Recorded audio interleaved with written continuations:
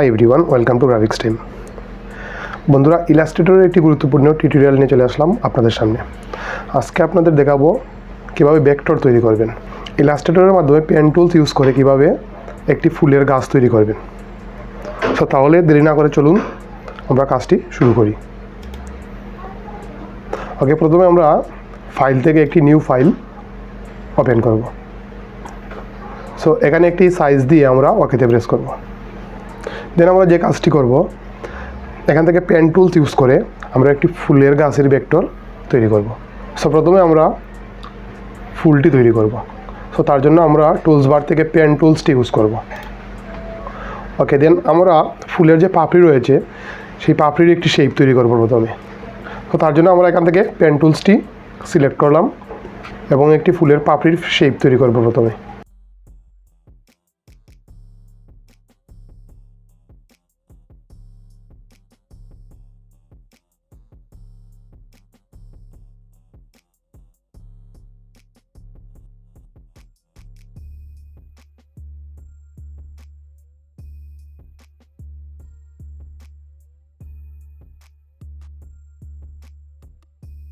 ওকে, প্রথমে আমরা একটি পার্ট তৈরি করলাম, তারপর এখানে আমরা একটি কালার দিয়ে দেবো। বিশেষ করে ফুলের মধ্যে যে কালারগুলো থাকে সেই কালারটাই আমরা এখান থেকে দিয়ে দেবো।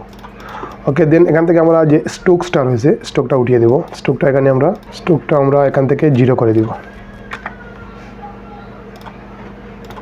ওকে, তারপর আমরা এটাকে আরও একটি কপি করব। সো তার জন্য আমরা কিবোর্ড থেকে এটাকে সিলেক্ট করে কিবোর্ড থেকে Ctrl+C এবং Ctrl+F প্রেস করব। সো তারপর আমরা এটার উপর ক্লিক করে মাউসের রাইট বাটন চেপে ট্রান্সফর্ম এবং ট্রান্সফর্ম থেকে রিফ্লেক্টে ক্লিক করব। এখানে আমরা 90 ডিগ্রি রেখে ওকেতে প্রেস করব। ওকে, এটি রিফ্লেক্ট হয়ে গেছে। তারপর আমরা এই দ্বিতীয় শেপের কালার একটু চেঞ্জ করে দিব। সো আমরা এখান থেকে ম্যাজেন্টা কালার একটু কমিয়ে দিলাম।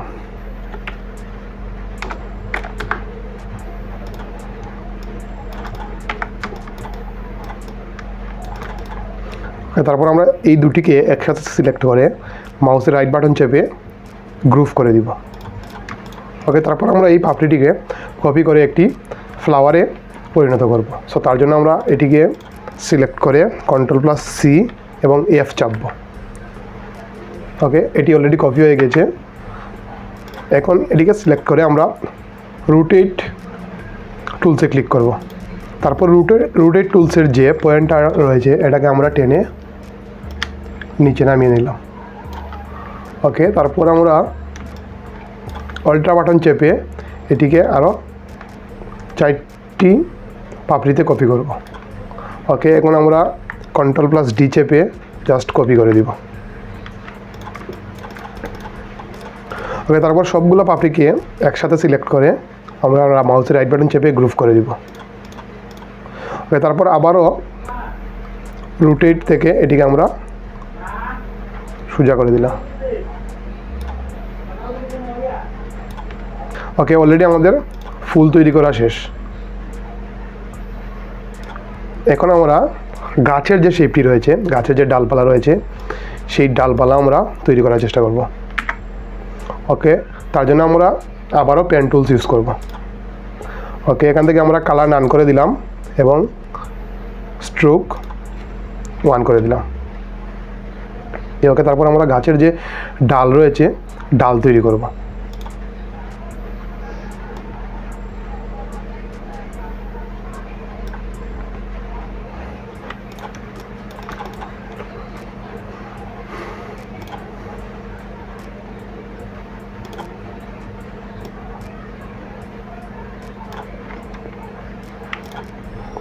ওকে, আমি আরও ছোটো ছোটো করে আরও 2-3টা ডাল তৈরি করে নিব।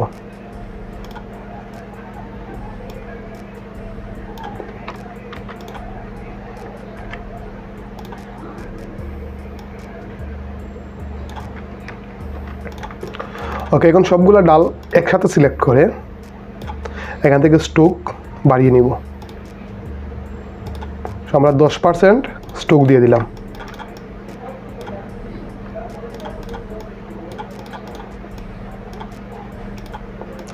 দেন আমরা গাছের যে কালার রয়েছে স্টোকের কালার, সো স্টোকের কালারটিকে আমরা গ্রিন করে দিব।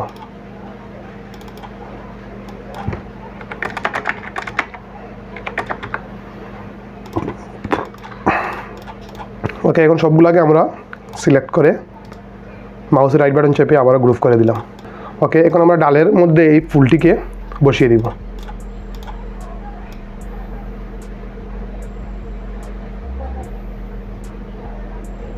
এটিকে রোটেট করে আমরা ডালের মধ্যে সুন্দর করে বসিয়ে দিব।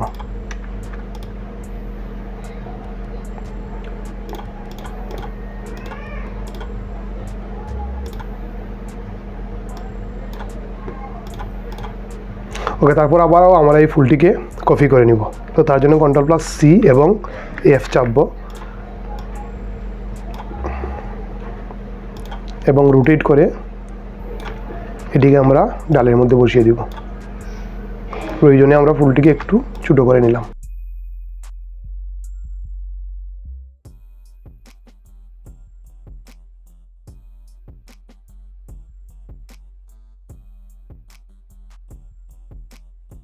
ওকে, তারপর আমি আবারও এই ফুলগুলোকে কপি করে করে ডালের মধ্যে বসিয়ে দিতেছি।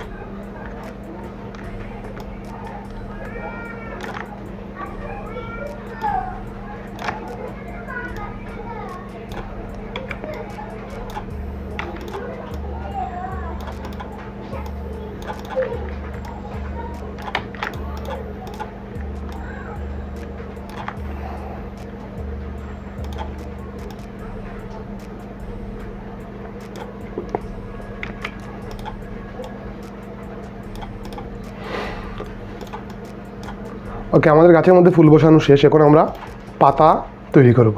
সো তার জন্য আমরা আবারও পেন টুলস ইউজ করব। পেন টুলস দিয়ে আমরা একটি পাতার শেপ তৈরি করব। সো প্রথমে আমরা এখান থেকে কালার নান করে দিব এবং এখান থেকে স্টোক 1% করে দিলাম।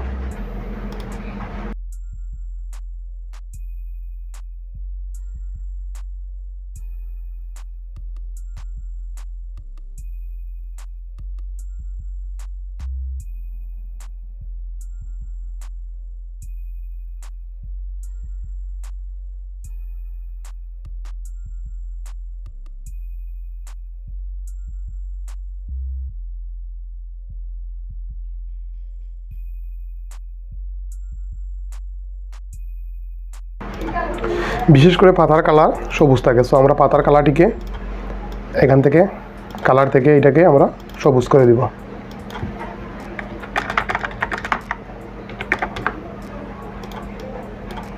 এবং এখান থেকে স্টোক 0 করে দিব।